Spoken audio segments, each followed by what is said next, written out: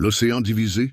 Ce que la mer Rouge révèle sur la foi, selon Spinoza. Bonjour mes amis, et bienvenue dans cette exploration extraordinaire qui va changer votre vision de la foi, de la science et de la spiritualité pour toujours. Si vous aimez les histoires inspirantes qui défient nos croyances les plus profondes et révèlent des vérités cachées depuis des siècles, n'oubliez pas de vous abonner à la chaîne maintenant pour ne manquer aucun moment de cette révélation exceptionnelle. Dites-moi dans les commentaires, de quel pays regardez-vous cette vidéo et quelle heure est-il chez vous en ce moment?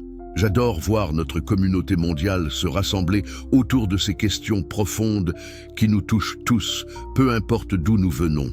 Et si vous regardez sur votre téléphone portable, un petit like maintenant nous aiderait énormément à faire découvrir cette histoire à encore plus de personnes qui ont soif de vérité et de sagesse authentique.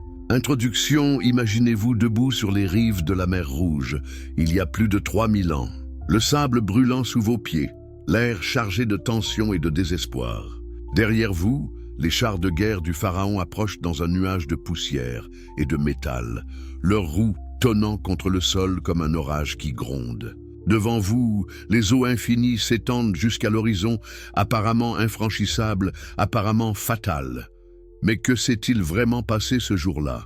Pendant des millénaires, l'humanité s'est demandé si Moïse a véritablement ouvert les eaux par la puissance divine, ou s'il existe une explication plus profonde, plus philosophique, pour cet événement qui a changé le cours de l'histoire humaine. Cette question n'est pas seulement historique, elle touche au cœur même de notre compréhension de Dieu, de la nature et de notre place dans l'univers. Aujourd'hui, nous allons plonger dans les eaux troubles de cette question à travers les yeux d'un homme qui a osé défier les fondements même de la religion organisée. Baruch Spinoza, ce philosophe révolutionnaire du XVIIe siècle, nous offre une perspective qui pourrait transformer complètement votre vision des miracles, de la foi et de la nature même de la divinité. Mais attention, cette histoire n'est pas pour les âmes faibles. Spinoza fut excommunié de sa propre communauté religieuse pour ses idées. Il vécut dans la solitude et l'exil intellectuel, rejeté par ceux qui auraient dû être ses frères. Pourquoi? Parce qu'il osait suggérer quelque chose de si radical, de si révolutionnaire, que cela ébranlait les fondations même de la croyance traditionnelle. Êtes-vous prêt à suivre ce voyage intellectuel audacieux? Êtes-vous prêt à remettre en question tout ce que vous pensiez savoir sur les miracles, sur Dieu, sur la nature même de la réalité? Alors attachez vos ceintures intellectuelles, car nous partons pour une exploration qui pourrait bien changer votre vision du monde pour toujours. Chapitre 1er. L'homme qui osa. Défier le ciel dans les rues pavées d'Amsterdam en 1632. Alors que la République néerlandaise connaissait son âge d'or et que les navires marchands revenaient chargés des richesses du monde entier, naissait un enfant destiné à révolutionner la pensée humaine. Mais qui aurait pu imaginer que ce bébé, Bento de Spinoza, plus tard connu sous le nom de Baruch Spinoza, deviendrait l'un des penseurs les plus dangereux et les plus visionnaires de l'histoire occidentale? Sa famille faisait partie de ces juifs séfarades qui avaient fui l'inquisition espagnole et portugaise, cherchant refuge dans la tolérance relative des Pays-Bas. Imaginez-vous grandir dans cette communauté de survivants, de gens qui avaient tout perdu pour leur foi, qui avaient traversé des océans et abandonné leurs foyers ancestraux pour préserver leurs croyances. Dans un tel environnement, la religion n'était pas seulement une question de doctrine, c'était une question de survie culturelle, d'identité même. Le jeune Baruch excellait dans ses études talmudiques. Ses maîtres voyaient en lui un futur rabbin brillant, peut-être l'un des grands érudits de sa génération. Mais quelque chose d'extraordinaire se passait dans l'esprit de cet adolescent précoce. Pendant qu'il étudiait les textes sacrés, des questions troublantes commençaient à germer dans son esprit. Ces questions, mes amis, étaient si dangereuses qu'elles allaient ultimement lui coûter sa place dans la communauté qu'il aimait. Que se passait-il dans la tête de ce jeune homme quand il lisait les récits miraculeux de la Bible? Quand il arrivait au passage de la mer Rouge, que ressentait-il? L'acceptait-il simplement comme ses maîtres le lui enseignaient? Ou commençait-il déjà à se poser ces questions révolutionnaires qui allaient secouer les fondements de la foi traditionnelle? Nous savons qu'à l'âge de 20 ans, Spinoza maîtrisait non seulement l'hébreu et l'araméen, mais aussi le latin, la langue de la philosophie européenne. Il commençait à lire les grands penseurs chrétiens, les philosophes scolastiques et surtout René Descartes, ce révolutionnaire français qui avait osé remettre en question toute connaissance héritée du passé. Pouvez-vous imaginer l'excitation intellectuelle de découvrir que d'autres hommes, dans d'autres traditions, se posaient les mêmes questions fondamentales sur la nature de Dieu, de l'âme humaine, de la réalité elle-même? Mais pouvez-vous aussi imaginer la tension croissante entre cette soif de vérité rationnelle et les attentes de sa communauté religieuse? Le drame éclata en 1656. Baruch Spinoza avait alors 24 ans, un âge où la plupart des hommes commencent à peine à comprendre le monde.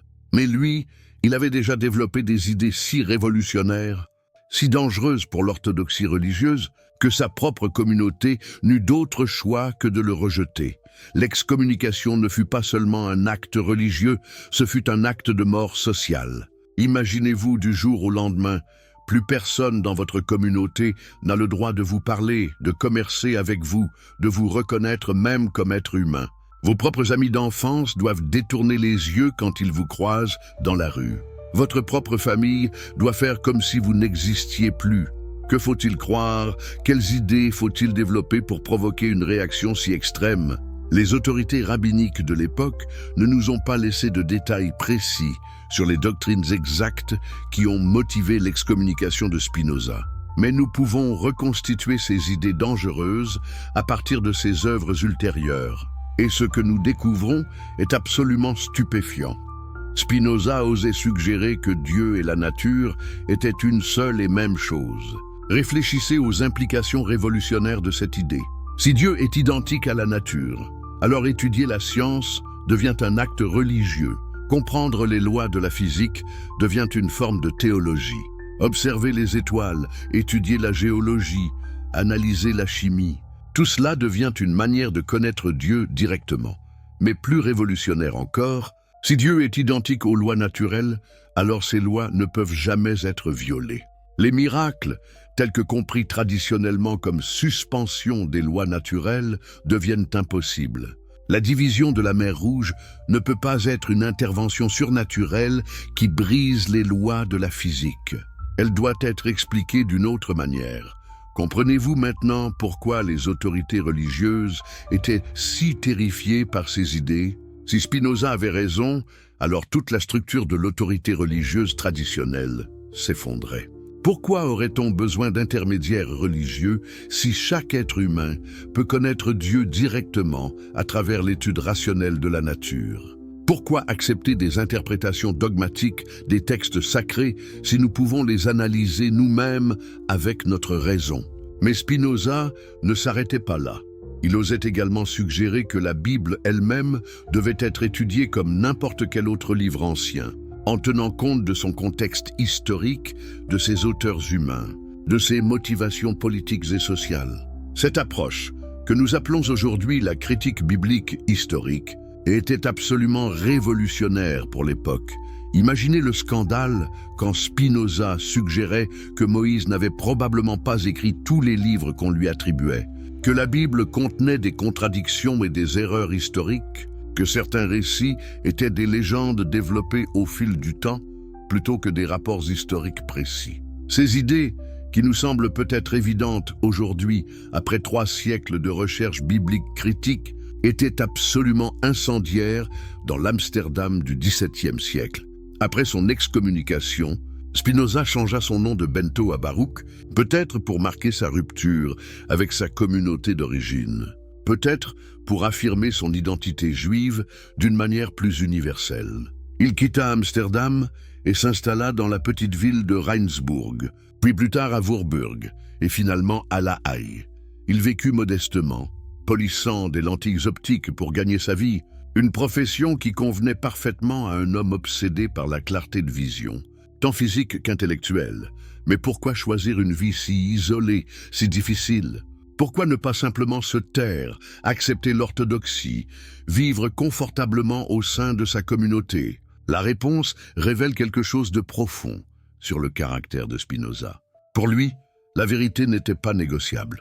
La possibilité de comprendre Dieu et la nature à travers la raison était si précieuse, si sacrée, qu'elle valait tous les sacrifices personnels.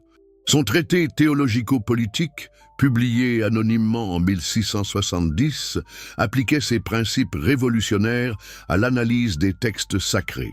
C'est dans cette œuvre que Spinoza développait en détail sa réinterprétation des miracles bibliques, y compris le passage de la mer Rouge.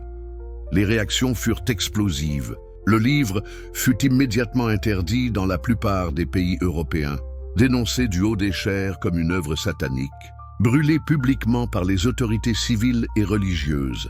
Mais pourquoi tant de violence contre un livre de philosophie?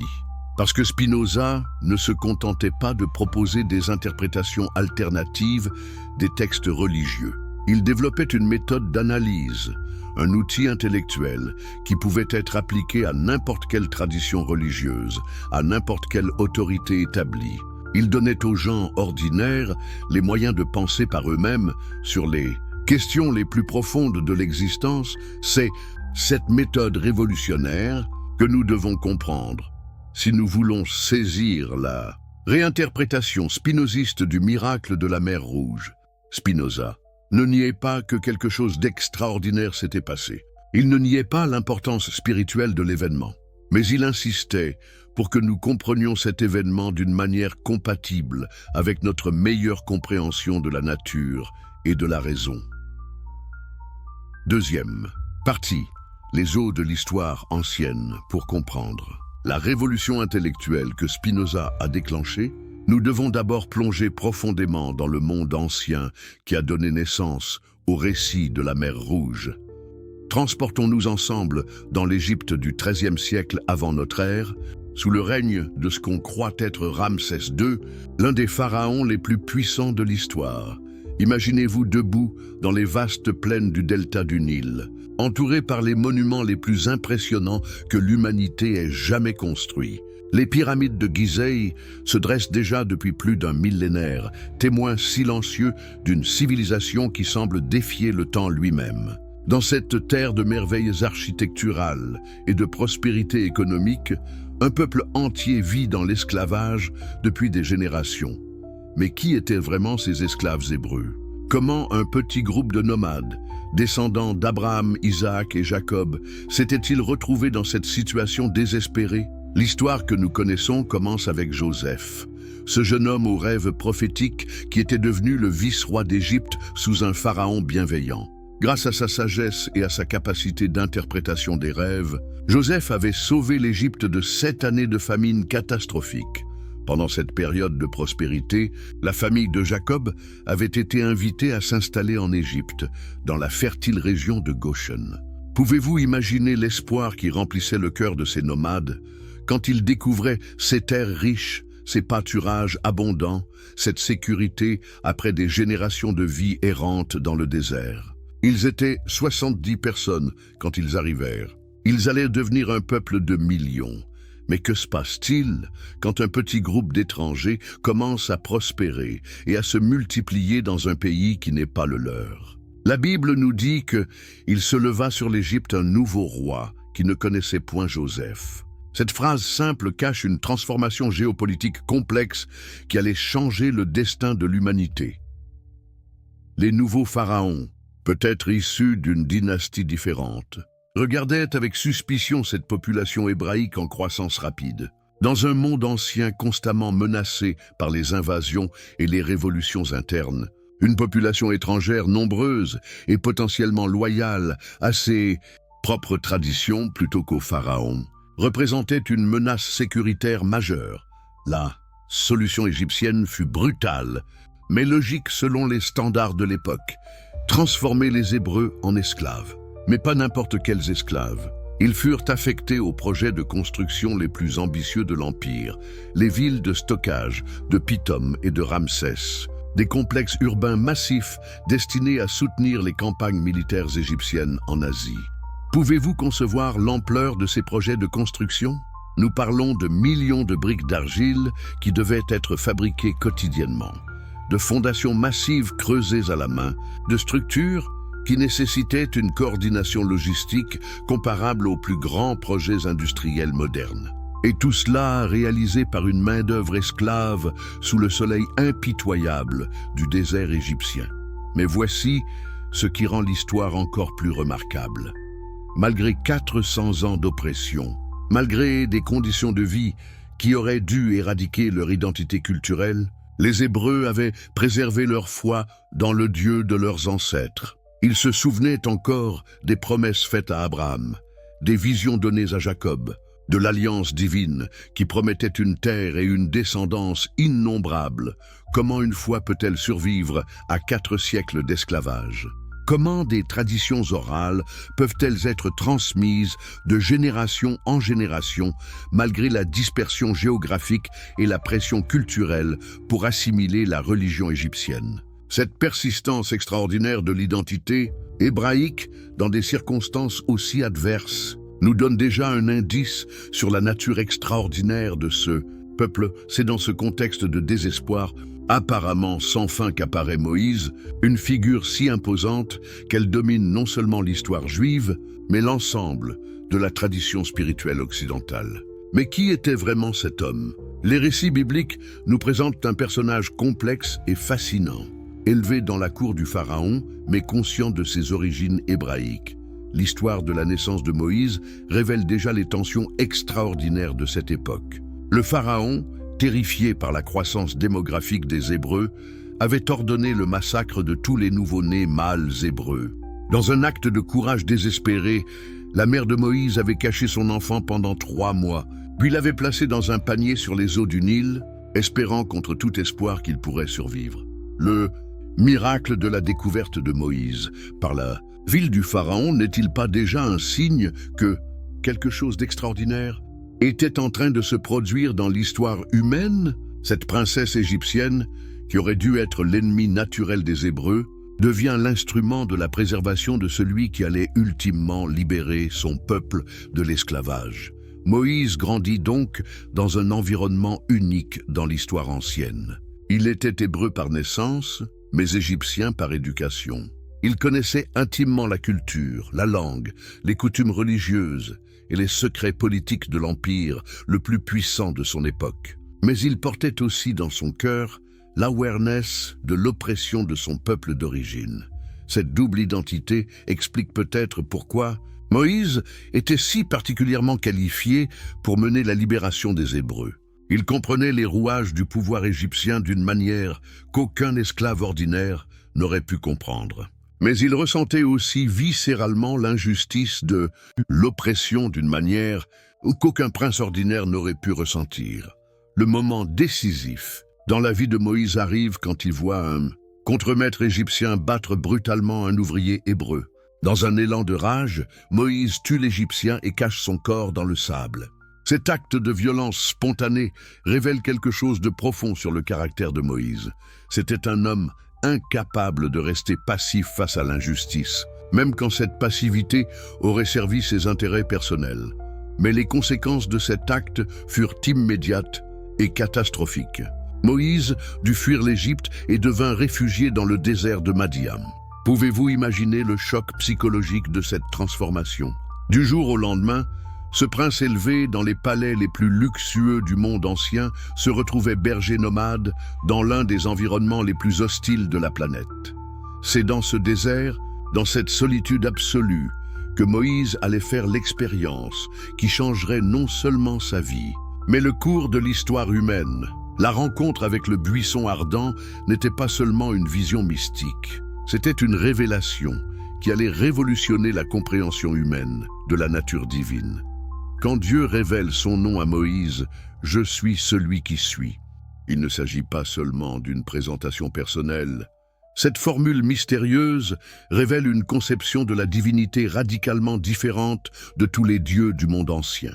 Contrairement aux divinités égyptiennes, babyloniennes ou cananéennes, qui étaient associées à des forces naturelles spécifiques ou à des territoires géographiques particuliers, le Dieu d'Abraham, d'Isaac et de Jacob se révèle comme l'être même, l'existence pure, la source de toute réalité. Cette révélation divine à Moïse incluait une mission apparemment impossible: retourner en Égypte et convaincre le pharaon, l'homme le plus puissant du monde connu, de libérer une main-d'œuvre esclave qui représentait peut-être des millions de personnes et une part significative de l'économie égyptienne. Imaginez-vous dans la position de Moïse. Vous êtes un fugitif recherché par la justice égyptienne pour meurtre. Vous devez retourner dans un pays où votre arrestation signifierait une mort certaine. Vous devez convaincre un dictateur absolu de renoncer volontairement à une richesse économique énorme. Et vous devez accomplir tout cela au nom d'un Dieu que les Égyptiens ne reconnaissent pas, en faveur d'un peuple d'esclaves qui a peut-être oublié ses propres traditions après 4 siècles d'oppression. Les displays d'Égypte représentent l'escalade dramatique de ce conflit entre 2 conceptions fondamentalement différentes de la divinité et de la justice. Chaque plaie était soigneusement choisie pour défier une divinité spécifique du panthéon égyptien. Le Nil transformé en sang défiait Hapi, le dieu du fleuve. Les grenouilles défiaient Teket, la déesse grenouille de la fertilité. Les ténèbres défiaient Ré, le dieu solaire suprême. Mais pourquoi cette confrontation progressive? Pourquoi Dieu n'a-t-il pas simplement frappé l'Égypte d'un seul coup catastrophique qui aurait forcé la libération immédiate des Hébreux? Cette question révèle quelque chose de profond sur la nature divine telle que comprise dans la tradition biblique. Même dans l'exercice de sa puissance, Dieu respecte la liberté humaine et offre des opportunités répétées de repentance et de changement. Chaque plaie était accompagnée d'un avertissement, d'une opportunité pour le pharaon de changer d'avis et d'éviter l'escalade suivante. Cette patience divine révèle une conception de la justice qui combine fermeté morale et compassion. Une justice qui cherche la conversion plutôt que simplement la punition. Mais le pharaon, malgré la démonstration écrasante de la puissance du Dieu d'Israël, continuait à endurcir son cœur. Cette obstination n'était pas seulement personnelle, elle était institutionnelle. Libérer les esclaves hébreux signifiait admettre que la civilisation égyptienne était fondée sur une injustice fondamentale, que les dieux égyptiens étaient impuissants face aux dieux d'un peuple d'esclaves. La 10e plaie, la mort des premiers-nés, représentait la culmination de cette confrontation cosmique. Pour la première fois dans l'histoire égyptienne, la mort frappait sans distinction de classe sociale. Les palais royaux et les cabanes d'esclaves étaient touchés de la même manière. Cette égalité dans la mortalité révélait l'illusion de la divinité pharaonique et l'égalité fondamentale de tous les êtres humains devant leur Créateur. C'est dans ce contexte de trauma national que le pharaon accepte finalement de laisser partir les Hébreux. Mais cette libération n'était que le début de l'aventure la plus extraordinaire de l'histoire ancienne. Un peuple entier, probablement plus de 2 millions de personnes, allait quitter la seule patrie qu'il avait connue depuis des siècles et s'aventurer dans un désert hostile vers une terre promise qu'aucun d'eux n'avait jamais vue. L'ampleur logistique de cet exode défie l'imagination. Comment nourrir, abreuver et organiser la marche de 2 millions de personnes à travers un désert? Comment maintenir l'ordre et la cohésion sociale dans un groupe aussi massif et hétérogène? Comment préserver l'espoir et la détermination quand les difficultés du voyage commencent à faire regretter la sécurité relative de l'esclavage? C'est précisément à ce moment de vulnérabilité maximale, quand les Hébreux réalisent pleinement l'énormité de leur situation, que se produit l'événement qui va nous occuper, l'arrivée aux rives de la mer Rouge avec l'armée égyptienne en poursuite. Le changement d'avis du pharaon n'était pas surprenant. Après le choc initial de la 10e plaie, la logique économique et politique avait repris ses droits. Comment l'Égypte pouvait-elle survivre à la perte soudaine de millions de travailleurs? Comment les projets de construction royaux allaient-ils être complétés? Comment le pharaon pouvait-il expliquer à ses nobles et à ses prêtres qu'il avait volontairement renoncé à une richesse si énorme? La poursuite militaire était donc inévitable. Mais imaginez la terreur des Hébreux quand ils virent à l'horizon les nuages de poussière soulevés par 600 chars de guerre égyptiens, les plus redoutables machines militaires de l'époque antique. Ces chars, tirés par les meilleurs chevaux de l'Empire, portaient des archers experts et des lanciers d'élite. Face à cette force militaire professionnelle, que pouvaient faire des esclaves fraîchement libérés, encombrés par leurs enfants, leurs vieillards et leurs possessions? C'est dans ce moment de terreur absolue, quand tout espoir humain semblait perdu, que se produit l'événement qui allait devenir l'archétype de l'intervention divine dans l'histoire humaine, l'ouverture miraculeuse de la mer Rouge.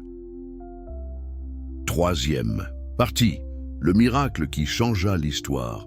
Nous voici arrivés au cœur de notre enquête, au moment précis où l'histoire rencontre le mystère, où la foi affronte la raison, où l'extraordinaire émerge de l'impossible.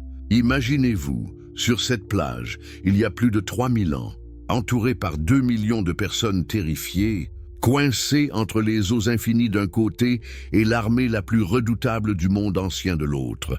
Le soleil se couche à l'horizon, projetant des ombres longues sur le sable. Les enfants pleurent, accrochés aux robes de leur mère. Les hommes regardent anxieusement vers l'est, où les torches de l'armée égyptienne brillent comme des étoiles malveillantes dans la pénombre croissante. Cette nuit-là, personne ne dormait. Cette nuit-là, un peuple entier attendait soit un miracle, soit l'annihilation. Mais que nous disent exactement les textes anciens sur ce qui s'est passé cette nuit-là? Le livre de l'Exode nous donne un récit détaillé qui mérite notre attention la plus soigneuse. Moïse étendit sa main sur la mer. L'Éternel refoula la mer par un vent d'Orient qui souffla avec impétuosité toute la nuit. Il mit la mer à sec et les eaux se fendirent. Remarquez les détails précis de cette description. Il ne s'agit pas d'une ouverture instantanée et magique des eaux. Le texte mentionne spécifiquement un vent d'Orient qui souffla avec impétuosité toute la nuit. Il parle d'un processus qui prit du temps, d'un phénomène météorologique intense et prolongé. Ces détails sont-ils significatifs ou sont-ils simplement des embellissements narratifs? Spinoza, avec son génie analytique, était fasciné par exactement ces types de détails. Pour lui, ces éléments naturalistes dans le récit biblique n'étaient pas accidentels. Ils révélaient que les auteurs anciens, même en décrivant ce qu'ils comprenaient comme des interventions divines, observaient et rapportaient fidèlement les phénomènes naturels qu'ils witnessaient. Mais poursuivons notre analyse du texte biblique. Les enfants d'Israël entrèrent au milieu de la mer à sec, et les eaux formaient comme une muraille à leur droite et à leur gauche. Cette image de muraille d'eau de chaque côté du peuple en marche est devenue iconique dans l'art religieux occidental. Des peintures, Renaissance aux films hollywoodiens modernes, nous visualisons généralement la mer Rouge s'ouvrant comme un canyon aquatique avec des parois verticales d'eau suspendues de manière surnaturelle. Mais est-ce vraiment ce que décrit le texte hébreu original? Le mot traduit par muraille est shomah en hébreu, qui peut signifier une muraille fortifiée, mais peut aussi désigner plus généralement une protection ou une barrière. Dans la poésie hébraïque, ce mot est souvent utilisé métaphoriquement pour décrire toute forme de protection divine, pas nécessairement une structure physique verticale. Cette ambiguïté linguistique ouvre des possibilités interprétatives fascinantes. Si les murailles d'eau ne sont pas nécessairement des parois verticales impossibles physiquement, que pourraient-elles représenter? Peut-être des formations naturelles d'eau, qui offrait une protection relative contre les vagues et les courants. Peut-être une métaphore poétique pour exprimer le sentiment de protection divine ressenti par les Hébreux pendant leur traversée. Le récit continue avec l'arrivée des Égyptiens. Les Égyptiens les poursuivirent, et tous les chevaux de Pharaon, ses chars et ses cavaliers entrèrent après eux au milieu de la mer. Ici, nous avons un détail logistique crucial. L'armée égyptienne ne s'arrête pas au bord de l'eau, terrifiée par le miracle surnaturel. Au contraire, elle suit les Hébreux sur le même chemin sec. Que nous révèle cette détail sur la nature de l'événement? Si l'ouverture de la mer était clairement et évidemment un miracle surnaturel impossible, pourquoi les soldats égyptiens auraient-ils osé s'aventurer sur le même passage? Ces hommes étaient des professionnels militaires expérimentés. pas des fanatiques religieux prêts à mourir pour leur foi. Ils n'auraient suivi les Hébreux que s'ils percevaient le passage comme praticable selon les lois naturelles qu'ils comprenaient. Cela suggère-t-il que l'événement, bien qu'extraordinaire, n'était pas perçu par les témoins contemporains comme une violation évidente des lois naturelles. Cette possibilité devient encore plus intrigante quand nous examinons la suite du récit. À la veille du matin, l'Éternel, de la colonne de feu et de nuée, regarda le camp des Égyptiens et mit en désordre le camp des Égyptiens. Le timing est crucial ici. Ce n'est qu'à l'aube, après que toute la traversée ait eu lieu pendant la nuit, que les complications commencent pour l'armée égyptienne. Il ôta les roues de leurs chars et en rendit la marche difficile. Ce détail pratique est fascinant. Nous ne parlons pas d'une destruction surnaturelle instantanée de l'armée égyptienne, mais de difficultés mécaniques avec leurs équipements. Dans un terrain boueux ou sablonneux, particulièrement après une nuit de vent fort et de conditions météorologiques exceptionnelles, il est parfaitement naturel que les roues de chars lourds s'enlisent ou se brisent. C'est seulement après ces difficultés mécaniques que vient la catastrophe finale.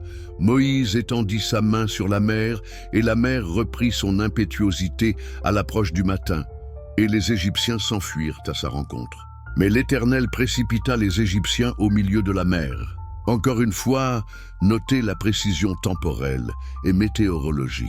La mer reprit son impétuosité à l'approche du matin. Ceci suggère que les conditions exceptionnelles qui avaient permis la traversée nocturne étaient temporaires et liées à des cycles naturels prédictibles. Quand ces conditions changèrent avec l'arrivée du jour, l'armée égyptienne, déjà handicapée par leurs difficultés d'équipement, fut prise au piège par le retour des eaux. Mais comment les Hébreux savaient-ils que ces conditions exceptionnelles allaient se produire exactement cette nuit-là? Comment Moïse avait-il la confiance de mener 2 millions de personnes vers ce qui semblait être une mort certaine par noyade? Cette prescience révèle-t-elle une connaissance naturelle des patterns météorologiques et géographiques locaux, ou était-ce véritablement une révélation surnaturelle? Spinoza suggérait que Moïse, élevé dans la cour du Pharaon, avait eu accès aux meilleures connaissances géographiques et météorologiques de son époque. Les Égyptiens étaient des navigateurs expérimentés, des ingénieurs hydrauliques sophistiqués, des observateurs minutieux des patterns climatiques. Il est plausible que Moïse ait acquis, pendant sa jeunesse privilégiée, des connaissances sur les conditions naturelles exceptionnelles qui pouvaient occasionally affecter la géographie des étendues d'eau dans la région de la mer Rouge. Cette possibilité ne diminue pas le caractère miraculeux de l'événement selon Spinoza, elle le réinterprète. Si Dieu avait providentiellement arrangé que Moïse acquiert exactement les connaissances nécessaires pour guider son peuple à travers cette crise, n'était-ce pas un miracle tout aussi remarquable qu'une suspension des lois physiques? Mais explorons plus profondément les implications de cette réinterprétation. Si l'ouverture de la mer Rouge était un phénomène naturel extraordinaire plutôt qu'un miracle surnaturel, comment expliquons-nous le timing parfait? Comment se fait-il que ces conditions naturelles exceptionnelles se soient produites précisément quand les Hébreux en avaient besoin pour échapper à l'armée égyptienne? Spinoza répondrait que cette question révèle une compréhension limitée de ce que signifie la providence divine. Si Dieu est identique aux lois naturelles qui gouvernent l'univers, alors ces lois incluent tous les patterns complexes d'interaction entre phénomènes météorologiques, géologiques et historiques. Le timing miraculeux de l'événement pourrait refléter une orchestration providence aussi sophistiquée que notre intelligence limitée ne peut la comprendre qu'en termes de coïncidence extraordinaire. Cette perspective révolutionnaire transforme complètement notre compréhension de ce que signifie la foi. Au lieu de croire en dépit de l'évidence naturelle, nous sommes invités à découvrir la présence divine, précisément à travers une compréhension approfondie des processus naturels. Plus nous comprenons la complexité et l'élégance des lois qui gouvernent l'univers, plus nous nous approchons d'une appréciation authentique de la sagesse divine. Mais cette réinterprétation soulève aussi des questions troublantes. Si nous expliquons naturellement tous les événements miraculeux, que devient l'unicité de la révélation biblique. Que devient le statut spécial du peuple choisi? Que devient l'autorité des textes sacrés eux-mêmes? Spinoza était parfaitement conscient de ces implications révolutionnaires de sa philosophie.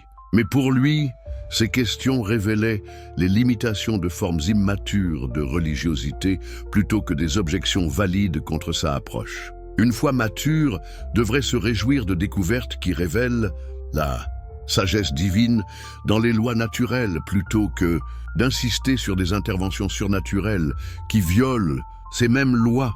Le véritable miracle de la mer Rouge, selon cette perspective, n'était pas la suspension des lois physiques, mais la coordination providentielle de facteurs naturels et complexes pour produire exactement les conditions nécessaires pour la libération du peuple hébreu au moment précis où cette libération était nécessaire pour l'accomplissement du plan divin dans l'histoire humaine. Cette réinterprétation ouvre des dimensions spirituelles entièrement nouvelles. Au lieu d'un Dieu qui intervient occasionnellement de l'extérieur dans l'histoire naturelle, nous découvrons un Dieu qui œuvre constamment à travers les processus naturels eux-mêmes pour accomplir des purposes qui transcendent la compréhension humaine limitée. Cette vision ne diminue pas le sens du sacré, elle l'universalise et l'approfondit. Êtes-vous prêts à considérer cette possibilité révolutionnaire? Êtes-vous prêts à explorer une forme de spiritualité qui trouve la présence divine, not en dépit des lois naturelles, mais précisément à travers elles? Si oui, alors nous pouvons maintenant plonger encore plus profondément dans les implications philosophiques et spirituelle de la vision spinoziste. Si vous êtes passionné par les histoires qui révèlent des vérités cachées sur notre compréhension du divin et de l'histoire humaine, assurez-vous de vous abonner maintenant à notre chaîne pour ne rien manquer de ces explorations extraordinaires qui pourraient transformer votre vision du monde. Et n'hésitez pas à me dire dans les commentaires de quel pays vous nous regardez et quelle heure il est chez vous en ce moment. J'adore voir notre communauté mondiale se rassembler autour de ces questions universelles qui nous touchent tous. Si vous regardez cette vidéo sur votre téléphone, un petit pouce en l'air maintenant nous aiderait énormément à partager cette découverte avec encore plus de personnes qui cherchent des réponses profondes sur la foi et la raison. Quatrième mouvement, la révolution philosophique de Spinoza. Nous pénétrons maintenant dans l'univers mental extraordinaire de Baruch Spinoza. Cette intelligence révolutionnaire qui osait repenser les fondements mêmes de notre compréhension de Dieu, de la nature et de la condition humaine. Mais comment un homme du XVIIe siècle, armé seulement de sa raison et de quelques livres anciens, pouvait-il développer une vision si radicalement différente de la réalité qu'elle continuerait à bouleverser les penseurs 3 siècles plus tard? Pour comprendre la profondeur de la révolution spinoziste, nous devons d'abord saisir l'ampleur du défi intellectuel qu'il s'était fixé. Imaginez-vous tentant de reconstruire entièrement votre compréhension de l'univers en commençant par les questions les plus fondamentales. Qu'est-ce que l'existence? Qu'est-ce que Dieu? Quelle est la relation entre l'esprit et la matière? Comment devons-nous vivre? Ces questions que la plupart des gens acceptent d'abandonner aux autorités religieuses traditionnelles, Spinoza était déterminé à les résoudre par la seule force de la logique rigoureuse. Sa méthode était révolutionnaire pour l'époque. Au lieu de commencer par les révélations religieuses ou les traditions philosophiques héritées, Spinoza décidait de construire son système à partir de définitions et axiomes logiques, exactement comme Euclide avait construit sa géométrie. Pouvez-vous imaginer l'audace d'une telle entreprise? Prétendre que les vérités les plus profondes sur Dieu et l'âme humaine pouvaient être démontrées avec la même certitude mathématique que les théorèmes géométriques? Cette approche géométrique n'était pas simplement une curiosité méthodologique, elle reflétait une conviction philosophique profonde. Spinoza croyait que l'univers entier était gouverné par des lois rationnelles aussi parfaites et immuables que les principes mathématiques. Si cette conviction était correcte, alors ces lois divines pouvaient être découvertes et comprises par l'intelligence humaine appliquée avec suffisamment de rigueur et patience. Mais commençons par examiner la définition révolutionnaire que Spinoza donnait de Dieu lui-même. Pour lui, Dieu était la substance constituée par une infinité d'attributs dont chacun exprime une essence éternelle et infinie. Cette formulation technique cache une idée d'une radicalité stupéfiante. Contrairement à la conception traditionnelle d'un Dieu personnel qui existait séparément de sa création, le Dieu de Spinoza était identique à la totalité de la réalité elle-même. Réfléchissez aux implications révolutionnaires de cette définition. Si Dieu est la substance unique dont tout l'univers n'est que des modes ou des expressions différentes, alors il n'existe pas de séparation fondamentale entre le Créateur et la création. Chaque grain de sable, chaque étoile dans le ciel, chaque pensée dans votre esprit, tout cela fait partie de la nature divine infinie. Cette vision transformait radicalement ce que signifiait être religieux ou spirituel. Au lieu de chercher Dieu dans un royaume surnaturel séparé du monde naturel, nous étions invités à découvrir la présence divine précisément dans l'étude approfondie des lois naturelles qui gouvernent l'univers. Chaque découverte scientifique devenait une révélation théologique. Chaque équation mathématique révélait quelque chose de la structure de l'esprit divin. Cette perspective ne réduisait pas le sens du sacré, elle l'universalisait et l'approfondissait.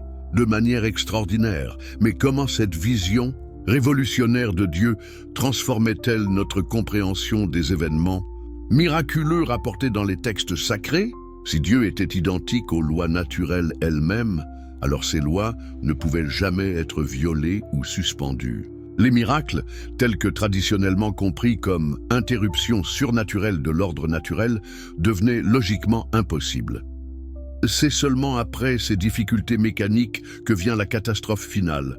Moïse étendit sa main sur la mer, et la mer reprit son impétuosité à l'approche du matin, et les Égyptiens s'enfuirent à sa rencontre. Mais l'Éternel précipita les Égyptiens au milieu de la mer. Encore une fois, notez la précision temporelle et météorologique. La mer reprit son impétuosité à l'approche du matin. Ceci suggère que les conditions exceptionnelles qui avaient permis la traversée nocturne étaient temporaires et liées à des cycles naturels prédictibles. Quand ces conditions changèrent avec l'arrivée du jour, l'armée égyptienne, déjà handicapée par leurs difficultés d'équipement, fut prise au piège par le retour des eaux. Mais comment les Hébreux savaient-ils que ces conditions exceptionnelles allaient se produire exactement cette nuit-là? Comment Moïse avait-il la confiance de mener 2 millions de personnes vers ce qui semblait être une mort certaine par noyade? Cette prescience révèle-t-elle une connaissance naturelle des patterns météorologiques et géographiques locaux, ou était-ce véritablement une révélation surnaturelle? Spinoza suggérait que Moïse, élevé dans la cour du Pharaon, avait eu accès aux meilleures connaissances géographiques et météorologiques de son époque. Les Égyptiens étaient des navigateurs expérimentés, des ingénieurs hydrauliques sophistiqués, des observateurs minutieux des patterns climatiques. Il est plausible que Moïse ait acquis, pendant sa jeunesse privilégiée, des connaissances sur les conditions naturelles exceptionnelles qui pouvaient occasionally affecter la géographie des étendues d'eau dans la région de la mer Rouge. Cette possibilité ne diminue pas le caractère miraculeux de l'événement selon Spinoza, elle le réinterprète. Si Dieu avait providentiellement arrangé que Moïse acquiert exactement les connaissances nécessaires pour guider son peuple à travers cette crise, n'était-ce pas un miracle tout aussi remarquable qu'une suspension des lois physiques? Mais explorons plus profondément les implications de cette réinterprétation. Si l'ouverture de la mer Rouge était un phénomène naturel extraordinaire plutôt qu'un miracle surnaturel, comment expliquons-nous le timing parfait? Comment se fait-il que ces conditions naturelles exceptionnelles se soient produites précisément quand les Hébreux en avaient besoin pour échapper à l'armée égyptienne? Spinoza répondrait que cette question révèle une compréhension limitée de ce que signifie la providence divine. Si Dieu est identique aux lois naturelles qui gouvernent l'univers, alors ces lois incluent tous les patterns complexes d'interaction entre phénomènes météorologiques, géologiques et historiques. Le timing miraculeux de l'événement pourrait refléter une orchestration providence so sophistiquée que notre intelligence limitée ne peut la comprendre qu'en termes de Coïncidence extraordinaire, cette perspective révolutionnaire transforme complètement notre compréhension de ce que signifie la foi. Au lieu de croire en dépit de l'évidence naturelle, nous sommes invités à découvrir la présence divine, précisément à travers une compréhension approfondie des processus naturels. Plus nous comprenons la complexité et l'élégance des lois qui gouvernent l'univers, plus nous nous approchons d'une appréciation authentique de la sagesse divine. Mais cette réinterprétation soulève aussi des questions troublantes. Si nous expliquons naturellement tous les événements miraculeux, que devient l'unicité de la révélation biblique? Que devient le statut spécial du peuple choisi? Que devient l'autorité des textes sacrés eux-mêmes?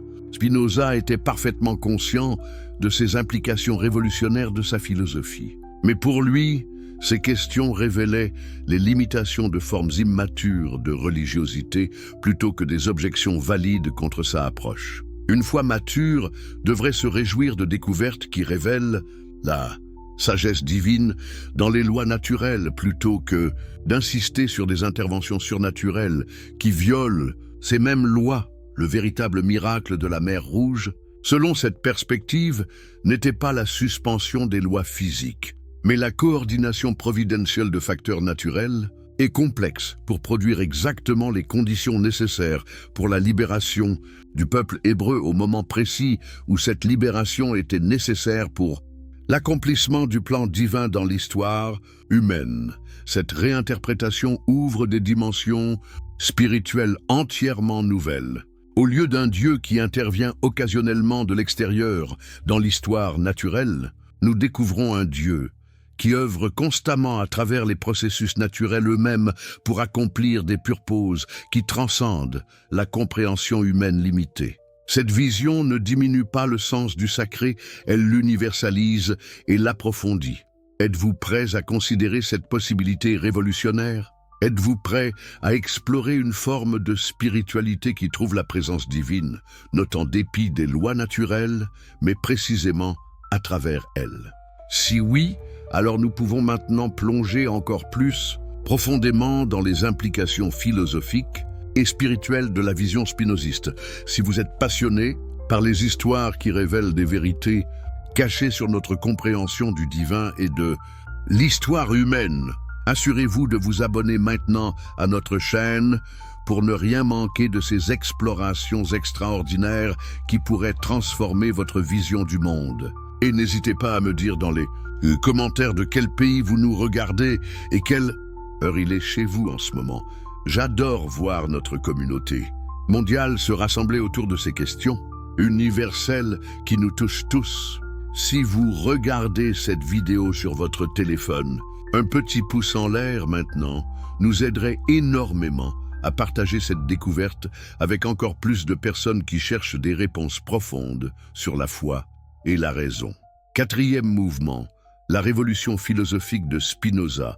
Nous pénétrons maintenant dans l'univers mental extraordinaire de Baruch Spinoza. Cette intelligence révolutionnaire qui osait repenser les fondements mêmes de notre compréhension de Dieu, de la nature et de la condition humaine. Mais comment un homme du XVIIe siècle, armé seulement de sa raison et de quelques livres anciens, pouvait-il développer une vision si radicalement différente de la réalité qu'elle continuerait à bouleverser les penseurs 3 siècles plus tard? Pour comprendre la profondeur de la révolution spinoziste, nous devons d'abord saisir l'ampleur du défi intellectuel qu'il s'était fixé. Imaginez-vous tentant de reconstruire entièrement votre compréhension de l'univers en commençant par les questions les plus fondamentales. Qu'est-ce que l'existence? Qu'est-ce que Dieu? Quelle est la relation entre l'esprit et la matière? Comment devons-nous vivre? Ces questions, que la plupart des gens acceptent d'abandonner aux autorités religieuses traditionnelles, Spinoza était déterminé à les résoudre par la seule force de la logique rigoureuse.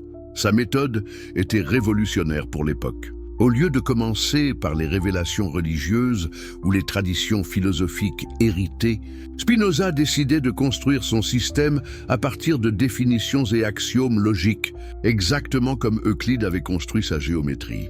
Pouvez-vous imaginer l'audace d'une telle entreprise? Prétendre que les vérités les plus profondes sur Dieu et l'âme humaine pouvaient être démontrées avec la même certitude mathématique que les théorèmes géométriques, cette approche géométrique n'était pas simplement une curiosité méthodologique, elle reflétait une conviction philosophique profonde. Spinoza croyait que l'univers entier était gouverné par des lois rationnelles aussi parfaites et immuables que les principes mathématiques. Si cette conviction était correcte, alors ces lois divines pouvaient être découvertes et comprises par l'intelligence humaine appliquée avec suffisamment de rigueur et patience. Mais commençons par examiner la définition révolutionnaire que Spinoza donnait de Dieu lui-même. Pour lui, Dieu était la substance constituée par une infinité d'attributs dont chacun exprime une essence éternelle et infinie. Cette formulation technique cache une idée d'une radicalité stupéfiante. Contrairement à la conception traditionnelle d'un Dieu personnel qui existait séparément de sa création, le Dieu de Spinoza était identique à la totalité de la réalité elle-même. Réfléchissez aux implications révolutionnaires de cette définition. Si Dieu est la substance unique dont tout l'univers n'est que des modes ou des expressions différentes, alors il n'existe pas de séparation fondamentale entre le Créateur et la création. Chaque grain de sable, chaque étoile dans le ciel, chaque pensée dans votre esprit, tout cela fait partie de la nature divine infinie. Cette vision transformait radicalement ce que signifiait être religieux ou spirituel. Au lieu de chercher Dieu dans un royaume surnaturel séparé du monde naturel, nous étions invités à découvrir la présence divine précisément dans l'étude approfondie des lois naturelles qui gouvernent l'univers. Chaque découverte scientifique devenait une révélation théologique. Chaque équation mathématique révélait quelque chose de la structure de l'esprit divin. Cette perspective ne réduisait pas le sens du sacré, elle l'universalisait et l'approfondissait. De manière extraordinaire, mais comment cette vision révolutionnaire de Dieu transformait-elle notre compréhension des événements miraculeux rapportés dans les textes sacrés? Si Dieu était identique aux lois naturelles elles-mêmes, alors ces lois ne pouvaient jamais être violées ou suspendues. Les miracles, tels que traditionnellement compris comme interruption surnaturelle de l'ordre naturel, devenaient logiquement impossibles. Cette conclusion ne signifiait pas que Spinoza niait l'existence d'événements extraordinaires dans l'histoire humaine. Au contraire, il insistait pour que nous comprenions ces événements d'une manière plus sophistiquée et plus compatible avec notre meilleure connaissance de la nature. Quand les textes anciens décrivaient des miracles, ils rapportaient fidèlement des expériences extraordinaires, mais ils les interprétaient selon les catégories conceptuelles limitées de leur époque. Prenons l'exemple spécifique de la mer Rouge. Spinoza ne niait pas qu'un événement extraordinaire s'était produit, permettant aux Hébreux d'échapper à l'armée égyptienne en traversant une étendue d'eau qui était normalement infranchissable. Mais il insistait pour que nous comprenions cet événement comme résultant de causes naturelles exceptionnelles, plutôt que d'une intervention surnaturelle qui violait les lois physiques. Cette réinterprétation ouvrait des possibilités fascinantes. Si nous examinions soigneusement les textes bibliques eux-mêmes, nous découvrions qu'ils contenaient souvent des détails naturalistes qui suggéraient des explications naturelles pour les événements qu'ils décrivaient. Le récit de l'Exode mentionnait spécifiquement un vent d'Orient qui souffla avec impétuosité toute la nuit avant l'ouverture des eaux. Pourquoi les auteurs bibliques auraient-ils inclus de tels détails météorologiques si l'événement était purement surnaturel ? Spinoza suggérait que ces détails révélaient que même les témoins anciens observaient et rapportaient fidèlement les phénomènes naturels qu'ils witnessaient, même quand ils les interprétaient en termes d'intervention divine directe. Cette approche permettait de réconcilier le respect pour l'autorité des textes sacrés avec les exigences de la raison critique. Au lieu de rejeter les récits bibliques comme des fictions primitives, ou de les accepter comme des rapports littéralement exacts d'événements surnaturels, nous pouvions les lire comme des témoignages authentiques d'expériences extraordinaires, interprétées selon les catégories conceptuelles de leur époque culturelle. Mais la philosophie spinoziste allait encore plus loin dans sa transformation de notre compréhension de la religion et de la spiritualité. Si Dieu était identique à la nature, et si les lois naturelles étaient les expressions de la sagesse divine, alors la véritable piété ne consistait pas à croire en des doctrines irrationnelles, mais à développer notre intelligence pour mieux comprendre l'ordre rationnel de l'univers. Cette vision révolutionnaire transformait complètement ce que signifiait la révélation divine.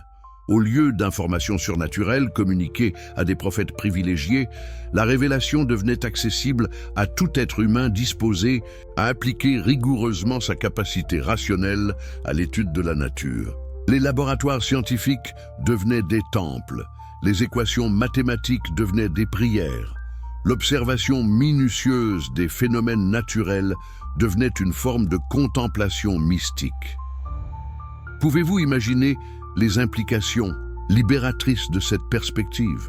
Au lieu de dépendre d'autorités religieuses externes pour nous dire ce qu'il fallait croire sur Dieu, nous avions accès direct à la connaissance divine à travers l'exercice de nos propres capacités rationnelles. Cette démocratisation radicale de la connaissance spirituelle était profondément threatening pour les institutions religieuses établies, mais elle offrait aux individus une autonomie spirituelle sans précédent. Spinoza développait aussi une psychologie sophistiquée pour expliquer pourquoi les interprétations surnaturalistes des événements extraordinaires avaient persisté si longtemps dans l'histoire humaine.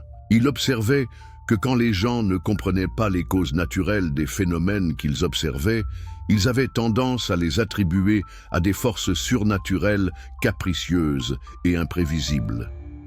Cette tendance psychologique était renforcée par la peur et l'ignorance. Plus les gens étaient anxieux et ignorants des lois naturelles, plus ils étaient susceptibles de chercher des explications surnaturelles pour les événements qu'ils ne pouvaient pas comprendre. Cette mentalité superstitieuse créait une dépendance psychologique envers des autorités religieuses qui prétendaient avoir un accès spécial au royaume surnaturel. Mais Spinoza ne condamnait pas cette tendance humaine vers la superstition. Au contraire, il la comprenait comme une étape naturelle dans le développement de l'intelligence humaine. De même que les enfants inventent des explications fantastiques pour les phénomènes qu'ils ne comprennent pas encore, l'humanité collective avait développé des mythologies surnaturelles comme moyen provisoire de donner sens à des expériences qui dépassaient leur compréhension scientifique limitée. Cette perspective historique et psychologique permettait une approche compassionate envers les traditions religieuses, même quand on en critiquait les aspects superstitieux. Les grandes religions du monde contenaient des intuitions profondes sur la nature humaine, la moralité et notre relation avec l'univers, mais ces intuitions étaient souvent exprimées dans un langage métaphorique et mythologique qui nécessitait une interprétation rationnelle sophistiquée. Le défi, selon Spinoza, était de préserver les vérités spirituelles, authentiques, contenues dans les traditions religieuses, tout en les purifiant des éléments superstitieux qui les obscurcissaient. Cette purification ne pouvait être accomplie que par l'application rigoureuse de la méthode rationnelle critique à l'étude des textes sacrés et des doctrines traditionnelles. 5e mouvement, l'analyse critique des textes sacrés. Comment Spinoza appliquait-il concrètement sa méthode révolutionnaire à l'analyse des récits bibliques? Son approche était si systématique et si rigoureuse qu'elle établissait les fondements de ce que nous appelons aujourd'hui l'exégèse historico-critique, une méthode d'interprétation biblique qui continue d'influencer les études religieuses modernes. Contrairement aux interprètes traditionnels, qui commençaient par l'assumption que chaque mot de l'Écriture était littéralement vrai et directement inspiré par Dieu, Spinoza proposait de traiter les textes bibliques comme n'importe quels autres documents anciens en les analysant selon leur contexte historique, culturel et linguistique. Cette approche apparemment simple était en réalité révolutionnaire pour son époque. Imaginez le scandale de suggérer que les livres de Moïse pourraient avoir été écrits par des auteurs humains multiples à des époques différentes, en utilisant des sources diverses et parfois contradictoires. Imaginez la controverse de proposer que certains récits bibliques pourraient être des légendes développées au fil du temps plutôt que des rapports historiques précis. Ces idées, ou qui nous semblent évidentes aujourd'hui, après des siècles de recherche biblique critique, étaient absolument incendiaires dans l'Europe du XVIIe siècle. Mais Spinoza n'était pas motivé par un désir iconoclaste de détruire la religion traditionnelle. Au contraire, il était convaincu que seule une compréhension rationnelle et historiquement informée des textes sacrés pouvait révéler leurs vérités spirituelles authentiques. Les interprétations littéralistes et superstitieuses, selon lui, obscurcissaient, plutôt qu'elles ne révélaient, la sagesse divine contenue dans ces textes anciens. Appliquons cette méthode spinoziste au récit spécifique de la mer Rouge. Au lieu de commencer par l'assumption que l'événement était soit un miracle surnaturel littéralement exact, soit une fiction pure, Spinoza proposait d'examiner soigneusement le texte lui-même pour découvrir ce qu'il révélait sur les expériences et les compréhensions de ses auteurs originaux. Premièrement, il observait que le récit contenait des détails géographiques et météorologiques précis qui suggéraient une connaissance directe de la région et des conditions naturelles exceptionnelles qui pouvaient occasionnellement l'affecter. Les mentions du vent d'Orient, du timing nocturne de l'événement et des difficultés subséquentes rencontrées par les chars égyptiens dans un terrain qui était redevenu impraticable, tous ces détails suggéraient des auteurs qui décrivaient, et faithfully, des phénomènes naturels qu'ils avaient observés ou dont ils avaient entendu des témoignages fiables. Deuxièmement, Spinoza remarquait que le langage utilisé pour décrire l'événement, bien que dramatique et religieusement chargé, n'était pas nécessairement incompatible avec des explications naturelles.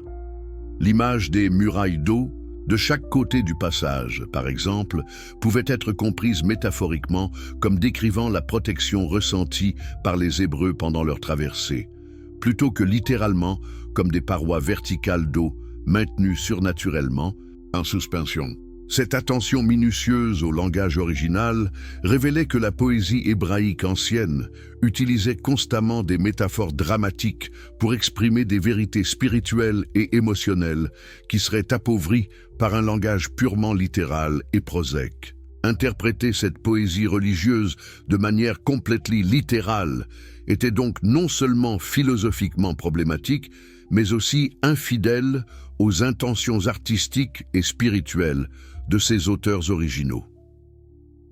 Troisièmement, Spinoza situait le récit dans son contexte historique et culturel plus large. Les peuples anciens du Proche-Orient, vivant dans un environnement géographique et climatique extraordinairement variable et parfois dramatique, étaient familiers avec des phénomènes naturels que nous, dans nos environnements urbains modernes, pourrions considérer comme impossibles ou miraculeux. Des vents de sable capables de transformer complètement le paysage en une seule nuit, des crues soudaines qui créaient des lacs temporaires dans le désert, des phénomènes de marée et de courants qui pouvaient révéler temporairement des passages à travers des étendues d'eau normalement infranchissables. Tous ces événements faisaient partie de l'expérience naturelle des peuples nomades de la région. Ce que nous interprétons comme surnaturel pourrait simplement refléter notre ignorance moderne de la variabilité naturelle de ces environnements antiques. Quatrièmement, l'analyse spinoziste prenait en compte les motivations et les perspectives théologiques des auteurs bibliques. Ces écrivains n'étaient pas des journalistes modernes, tentant de fournir des rapports objectifs et détachés d'événements historiques. Ils étaient des témoins religieux, tentant de communiquer la signification spirituelle d'expériences qui avaient transformé la compréhension que leur peuple avait de Dieu et de sa place dans l'histoire humaine. Leur langage miraculeux n'était donc pas nécessairement intended comme description literally exacte de violation des lois physiques, mais comme expression de leur conviction profonde que ces événements révélaient la providence et la puissance divine operating dans l'histoire humaine. Cette distinction entre langage religieux expressif et description scientifique littérale était cruciale pour une interprétation sophisticated des textes sacrés.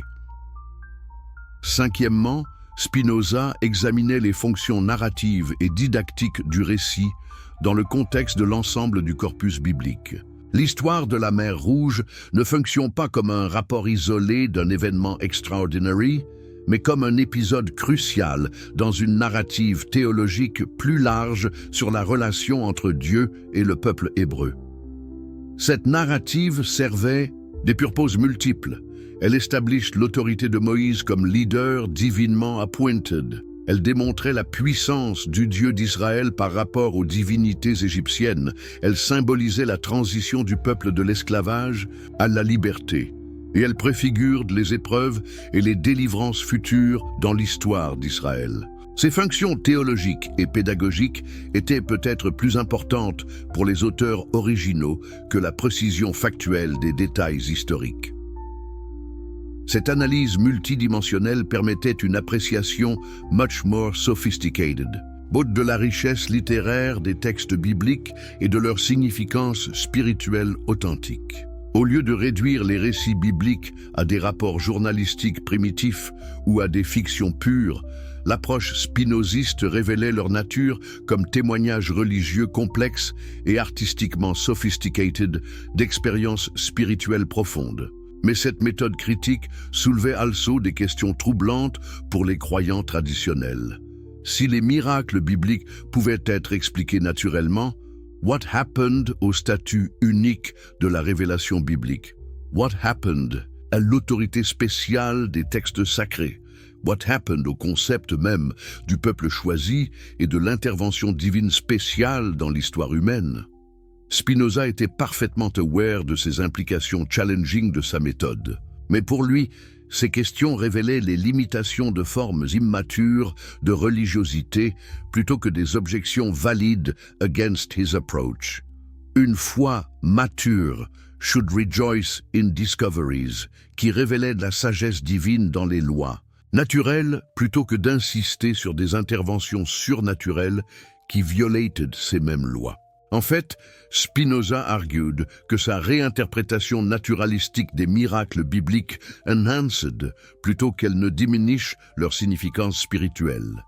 Si le timing de l'ouverture de la mer Rouge était le résultat d'une orchestration providentielle of natural forces so complex and precise que notre intelligence limited ne pouvait la comprendre qu'en termes de coïncidence extraordinaire, n'était-ce pas mort impressive qu'une simple suspension arbitraire des lois physiques? Cette perspective required an understanding much more sophisticated de ce que meant la providence divine. Instead of un Dieu qui intervient occasionally de l'extérieur dans l'histoire naturelle, nous discovered un Dieu qui worked constamment through les processus naturels themselves pour accomplir des purposes qui transcended limited human understanding. Sixième mouvement, les implications révolutionnaires pour la foi et la morale. Les conséquences de la révolution spinoziste s'étendaient bien au-delà de l'interprétation des textes anciens pour transformer radicalement notre compréhension de ce que signifiait vivre une vie morale et spirituelle authentique. Si Dieu était identique à la nature, et si les lois naturelles exprimaient la perfection divine, alors comment devions-nous organiser nos vies pour nous aligner sur cette réalité cosmique? Pour Spinoza, la réponse à cette question fondamentale requiert une analyse rigoureuse de la nature humaine elle-même. Au lieu d'accepter les conceptions traditionnelles de l'âme comme une substance séparée du corps, ou de la moralité comme un ensemble de commandements arbitraires imposés de l'extérieur, il propose de comprendre l'être humain comme une partie intégrante de la nature divine, governed by les mêmes lois rationnelles qui régulated tout l'univers. Cette vision naturalistique de l'humanité était profondément liberating et profondément challenging en même temps. D'un côté, elle eliminated la vision dégradante de l'être humain comme une créature fundamentally corrompue par le péché, original, condamned à dépendre de la grâce divine externale pour any hope de salut.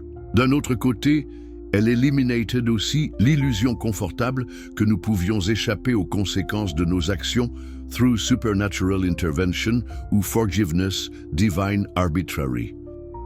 Dans l'univers spinoziste, chaque action humaine était gouverne by des lois causales aussi précises et inescapables que les lois qui gouvernent le mouvement des planètes. Cette perspective déterministique était-elle compatible avec la responsabilité morale et la liberté humaine authentique? Spinoza développe une réponse sophisticated à cette question qui continue d'influencer la philosophie morale moderne. Pour lui, la véritable liberté ne consistait pas dans la capacité d'échapper aux lois naturelles qui nous gouvernent, mais dans la compréhension claire de ces lois et dans l'alignement conscient de nos actions avec elles.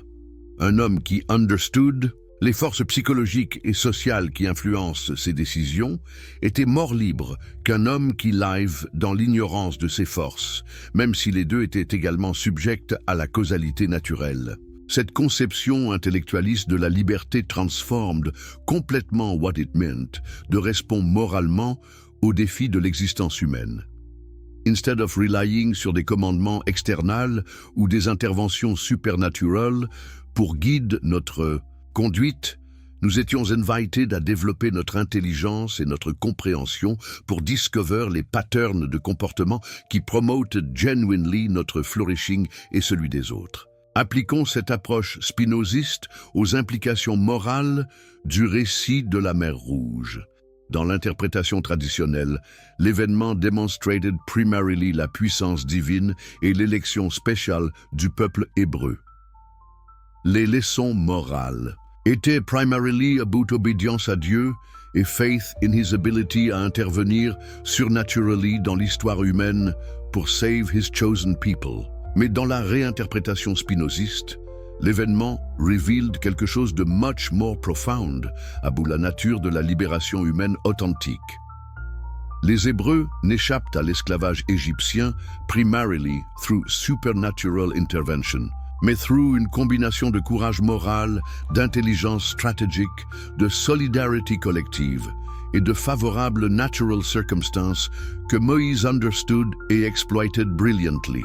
Cette réinterprétation highlighted le rôle crucial de human agency et rational planning dans l'achievement de la justice sociale et de la liberté politique. Instead de waiting pour des miracles externals pour résoudre nos problèmes, nous étions encouragés à user notre intelligence et notre volonté pour créer les conditions pour une vie good. Cette perspective était empowering plutôt que discouraging, because elle recognized notre capacité réelle à transformer nos circonstances through rational action et cooperative effort. Spinoza développe aussi une éthique de la compassion qui was profoundly influenced par sa compréhension naturalistique de la condition humaine. Si nous understood que both notre propre suffering et le suffering des autres arose from natural causes identifiables, nous pouvions répondre avec rationnelle compassion instead de superstitious resignation. Instead de voir le suffering comme divine, punishment ou spiritual test, nous pouvions approach it comme un problème à be solved through l'application intelligente du knowledge et de la technologie. Cette approche ne diminue notre compassion pour ceux qui suffered, elle made it more effective because elle était based sur understanding of les causes real du suffering plutôt que sur sentimental reaction qui often failed à adresser les root causes des problèmes. Une société organized, according à Spinozist principles, would be profoundly committed à reducing unnecessary suffering through rational social planning et scientific progress.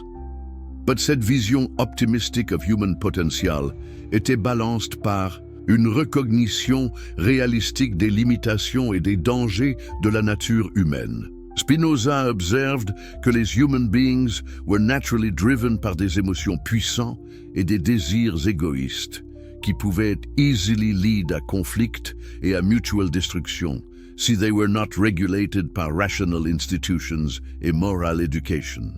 Cette psychological realism informed sa political philosophy, qui emphasized la nécessité de strong social institutions capable de channeling human passions into constructive directions. Instead de relying upon supernatural grace ou moral conversion individual pour create une good society, nous needed sophisticated political arrangements qui recognized et worked avec les motivations naturelles des humains. Beings, the Spinozist approach are social. Organization was therefore profoundly practical and scientific. Instead d'imposer des idéals utopians qui ignored human nature, effective social institutions needed to understand et accommodate les psychological forces qui actually motivated human behavior. This required careful empirical study of human psychology and social dynamics, combined with creative institutional design qui aligned individual interests avec collective good. Applied à contemporary social issues, cette approche suggested que many of nos social problems could be addressed more effectively through rational analysis and institutional reform plutôt que through moral exhortation. A reliance upon individual conversion. Problems like poverty, violence, and environmental destruction required systematic understanding of their causes and coordinated social responses, not just spiritual solutions or individual charity. Cette perspective had also profound implications for notre understanding of what it meant to live une vie spiritually fulfilling. Instead of seeking satisfaction through supernatural experiences or otherworldly hopes, we were invited to find deep fulfillment through growing understanding de la beauté et complexité de l'univers natural et through active participation in efforts to reduce suffering and promote human flourishing. The highest form de human satisfaction, according à Spinoza, came from what he called the amor intellectualis Dei, l'intellectual love de Dieu qui arose when we understood notre fundamental unity avec la totalité de being. This était not an emotional attachment à une personal deity, but une forme de béatitude qui émerged when nous recognized notre place dans l'infinite web de relations qui constituent divine nature. Cette spiritual vision était deeply démocratique et accessible.